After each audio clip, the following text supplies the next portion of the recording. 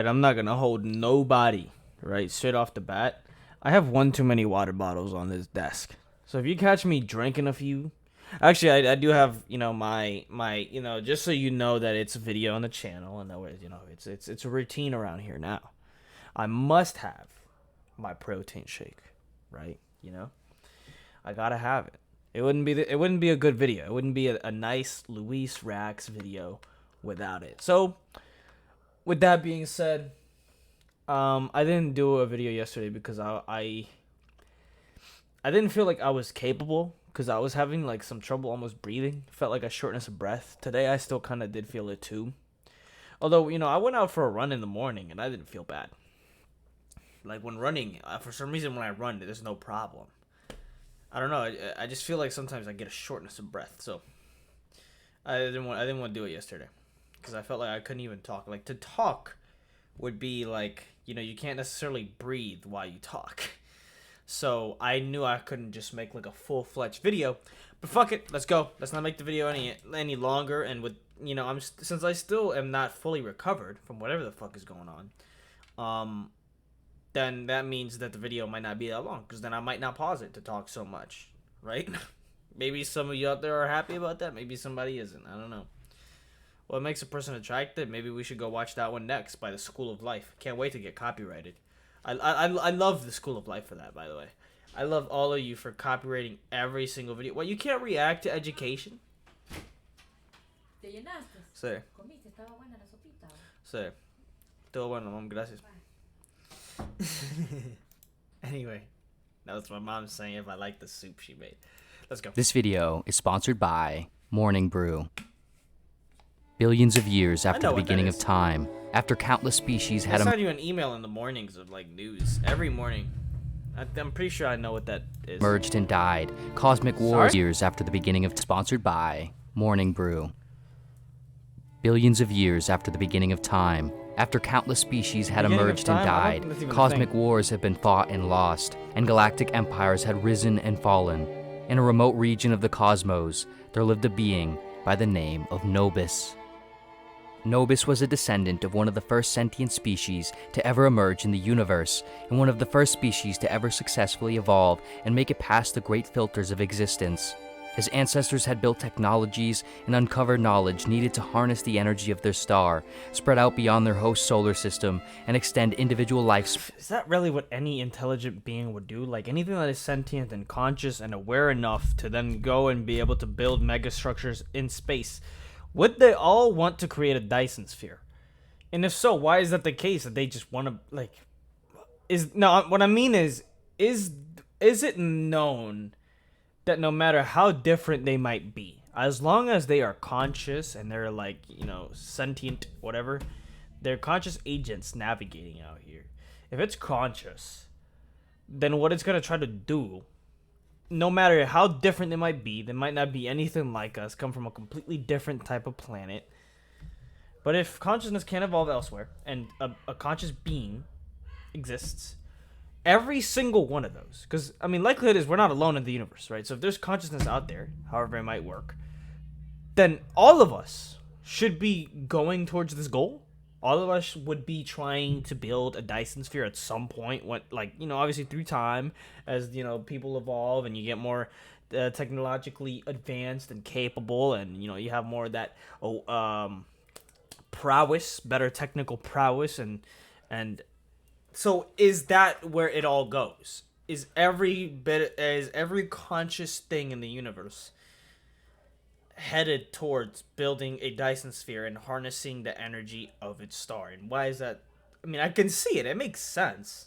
But do we know that for a fact, or are we just guessing because that's how we are?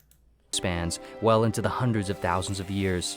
Nobis was conceived during a time that was marked by a new wave of compounding progress and ingenuity, the likes of which the universe had never seen before.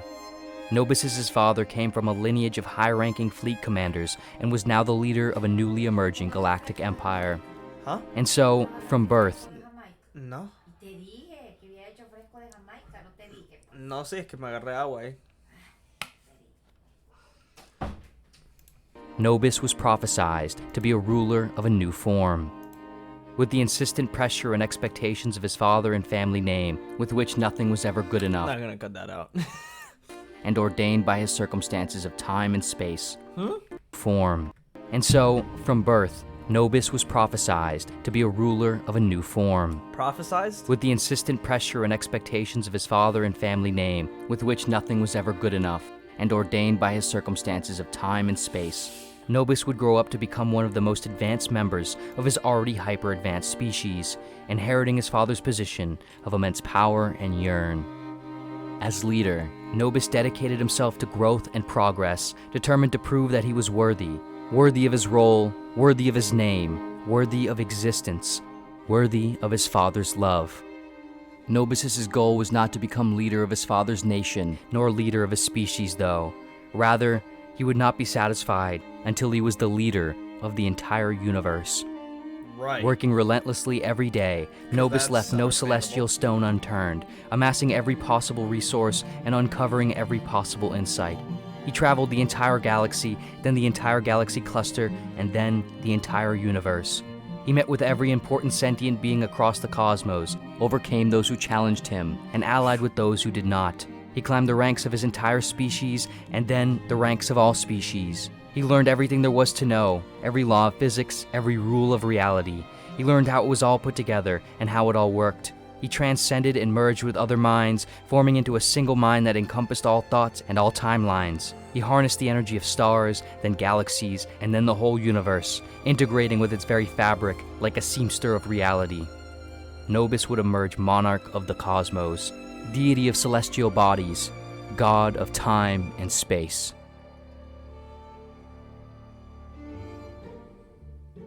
Ensuring that the cosmos continued to run smoothly, however, proved to be quite a lot of work. Ensuring that celestial bodies moved properly, that resources were distributed. Excuse me? Some motherfucker's gonna... Cosmic deity? What? Leader of celestial bodies? Who the fuck gave him that? Why would he be allowed to do that? It must be the only species around. He ain't traveling to other places. They ain't letting him get away with that. They gonna murder his ass. They gonna shoot his ass. Like Johnny Gat, bro. In that one game, Gat Out of Hell. He shot Satan in the face, bro. That's exactly how they would do that, man. They would just shoot him in the face. Like, come to Earth. He must not be from Earth. He came around here. Shit, somebody's shooting him in the face. Well, probably not even just Earth. Don't come to America. Somebody's gonna shoot him in the face. I don't care that you're a cosmic deity. They will shoot you in the face. I swear to God, they would.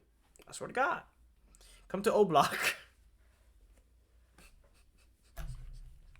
And allocated equitably, that civilizations both new and old were operating appropriately, staying out of each other's way, satisfied but not too satisfied, and so on, meant that Nobis now spent most of his time behind a desk, inside an office, atop a tower, going through documents, running calculations, dealing with problems, and making decisions. Of course, Nobis could have and did have help from other advanced species and beings whom he had allied with along the way, but since he took his job very seriously and believed that he was the only being in the universe capable of making sure that things were done right, he always checked over everyone's documents and calculations and required his approval for all decisions. Consequently, those who worked for Nobis were only of so much help. Most of those who worked for or knew of Nobis envied him. Although no one ever seriously thought that they could take his job, they desired it. They desired his success and his position in the cosmos. They envied his immense power and influence. They envied his freedom and autonomy. In truth, however, Nobis didn't derive much pleasure from his role at all. He was always busy, and being responsible for everything involved endless tedium and bureaucracy. Of course, he could have relinquished his title and responsibilities, but he was far too prideful. He could not imagine making it this far just to go the other way. What would the rest of the universe think of him? Nobody wants to hear the complaints of a god. Moreover, he feared what would happen. No one else could do what he could. No one else should, he felt. It was what he had dedicated his existence to, what he was good at, what he understood, what he was supposed to do. And so, he did the work because it was his to do. After billions of years into managing the universe, Nobis still had not taken much, if any, time off. He hadn't explored much of the cosmos in a very, very long time, let alone enjoyed much of it. Occasionally, he would take a day or week off every 1,000 years or so, but he would often just find himself feeling guilty and anxious when he did. He typically just ended up working from whatever utopian oasis he was at in whatever other remote part of the universe, just the same. He's in the metaverse? This man's not in the metaverse? He feared that if he took too much time off, he would lose control, he would lose traction, that things would go wrong in the hands of others. I'm not gonna hold you. Taking time off from running the whole entire universe, that sounds kind of rough. That sounds like rough. One man is not micromanaging this. He's not managing any of this. One man couldn't possibly manage a whole planet. This isn't a man then. This is something entirely different then. Then I must respect this guy. Why are you talking like he's just any old regular dude? It's like no man could possibly. I know it's a story. I'm just saying, like, no man could, in theory, run a planet alone, let alone a whole fucking universe. Cosmic deity? And he's bitching? Somebody that became a cosmic deity would never even think to bitch. He wouldn't even probably think at all. He would just know it all, I guess. He'd be God, just the way that they describe him. Right? The man that doesn't need it. You ask him a question, he doesn't even wait for you to finish asking the question. He already knows the question you're going to ask before you even ask it. And he has an answer for you. If you can't do that, then you ain't no fucking cosmic deity. You a fucking phony. And I don't know how you tricked every conscious civilization that might be out here. I don't know how you tricked them. Couldn't have tricked me. Cosmic deity. Yeah, okay. Oh, damn. I hit my mic. And so, after beating the infinitesimal odds of existing, surviving millions of years of chaos, and acquiring the powers of a god, Nobis spent his time working incessantly, day in and day out, toiling away at a tedious, ceaseless piling of work and bureaucracy, never really even enjoying the very universe he governed. He figured that, at the end of time, when there was no more work to be done and no more things to manage, then he would finally find a moment to take a quick trip around the universe and enjoy the remaining stars and destinations just before they ended forever.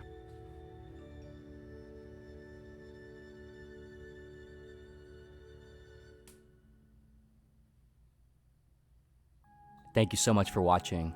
This video was sponsored by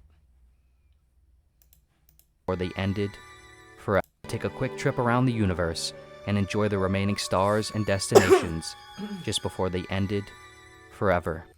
So he's just leader of the universe until the stars have to die?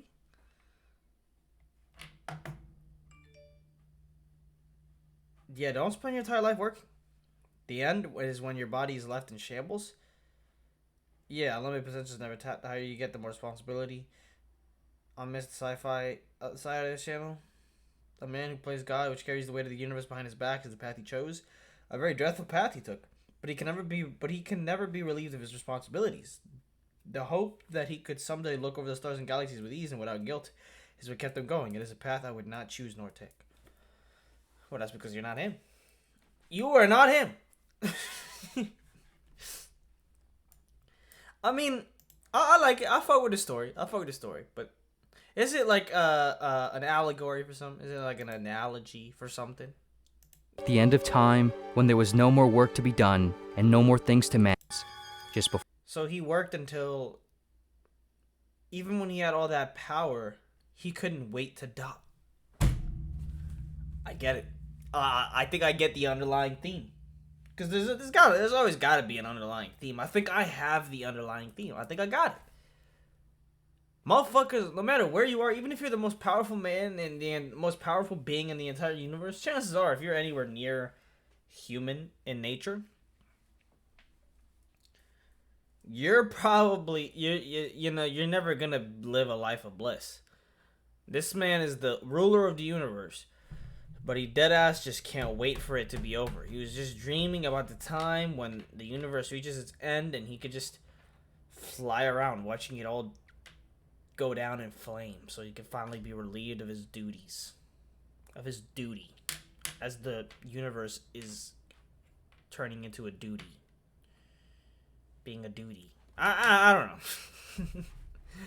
I don't know, man. Let me know what you guys think. Let me know what you guys got from that. Let me know what you guys think about that story. Little sci-fi, little story right there. Classic banger from the boys at Pursuit of Wonder. Of course, it's just one guy. I think. I don't know. He might have like an animation guy. Maybe he just writes it and then he's like narrating. But he might have an animation guy. Pursuit of Wonder though, never disappoints. No, I'm a big fan. Well, I wouldn't say fan, but like I'm a big supporter. Because I don't call people fans. I hate that word fan. I'm never gonna use it. Definitely not for anybody. Like, if I ever became like bigger on the channel, if I had a community, like an actual subscriber base, whatever. I'm not gonna hold you. I don't want to call them fans ever. I don't think anybody should be a fanatic necessarily of anybody. I think people can respect the work of people. I think people can admire people, and really. Like I said, like respect and maybe look up to in a sense. Somebody they can like take some inspiration from. Be like, I really like this guy. I like what he stands for, and a lot of it is very authentic, I think, and it's very authentic to me as well with his values and. Well, like obviously this guy, Pursuit of Wonder. That's what I want to do. Is Pursuit of Wonder. That is what I do. I pursue any wondrous thought or idea that I might possibly have. And with that being said, I'm gonna catch you guys in the next one, okay? Subscribe and all that good